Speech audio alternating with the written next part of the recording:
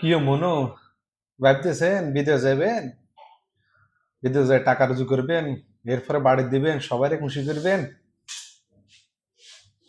এরপরে বাড়িতে আসি দেখবেন তো আপনার সফল। আসলে সফল না।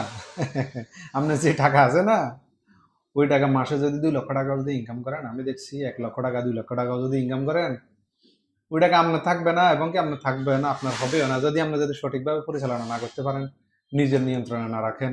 আর সর্বপ্রথম আমার প্রিয় স্যারকে ধন্যবাদ জানাই, নিজের বলার মতো একটা গল্প ফাউন্ডেশনের ইকবাল বাহার জাহিদ স্যার, যিনি বলেছে কি, বিদেশ যায় টাকা কামা করে সর্বপ্রথম বাড়ির কাজ ধরবেন না। এটা হচ্ছে আপনার জীবনের ভুল। ওই বাড়ি তখন আপনার বিপদে কোনো কাজে আসবে না, জায়গা আপনার বিপদে কোনো কাজে আসবে না, মা বাপ আপনার বিপদে কোনো কাজে আসবে না, ভাই বোন আপনার বিপদে কোনো কাজে আসবে না। তবে কিছু কিছু পরিবারে আসে, যেগুলো সভ্য পরিবার আর কি। আমাদের দেশে তো বেশিরভাগই অসভ্য পরিবার।